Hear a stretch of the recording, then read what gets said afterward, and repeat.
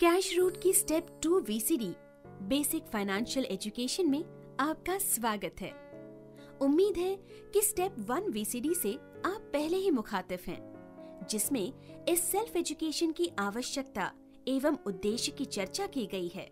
सलाह है कि इस एजुकेशन को स्टेप बाय स्टेप देखें, जिससे किसी भी छोटी से छोटी संकल्पना से आप अनभिज्ञ ना रहें।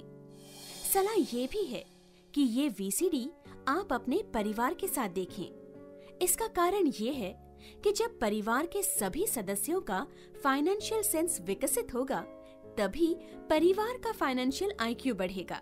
आखिरकार कोई भी व्यक्ति सिर्फ अपने लिए आय प्राप्ति नहीं करता, वो अपने परिवार के लिए ही तो करता है।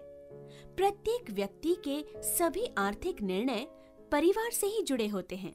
कई साल पहले महान समाज सेवी महात्मा फुले ने कहा था कि एक पुरुष साक्षर होगा तो सिर्फ एक व्यक्ति साक्षर होगी, मगर एक औरत साक्षर होगी तो पूरा परिवार साक्षर होगा।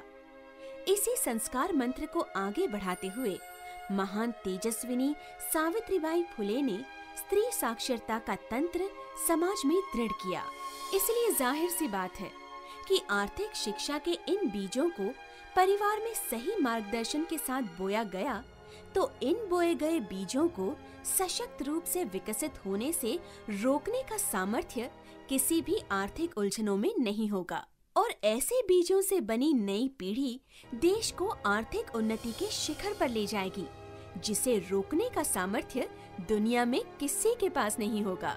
कई साल पहले जिस तरह व्यापारिक समझबूझ से आए अंग्रेज हमारे देश पर 150 साल शासन करके चले गए और साथ में कई अतुलनीय समृद्धियां और कोहिनूर जैसी कई नायाब वस्तुएं ले गए, उसी प्रकार आज भी देश के उदारीकरण से लाभान्वित अन्य देशी निवेशक मध्यम वर्गीय आर्थिक अशिक्षितता का लाभ उठाकर उन्हें आर्थिक गुलाम बनाने पर आमादा हैं। अगर आर्थिक शिक्षा का विकास हम अपने और अपने इर्द गिर्द समाज में नहीं करेंगे तो उद्यमशीलता हमसे कोसों दूर रहेगी। हम पैसों की गुलामी करते रहेंगे और असहाय की तरह मुनाफा देश के बाहर भेजते रहेंगे। चलिए, ये तो हुई राष्ट्रीय समस्या। इसकी अभी हमें चिंता करने की आवश्यकता नहीं, जबकि हमारी खुद की आर्थिक स्थिति में अनेक चिंताएं हैं।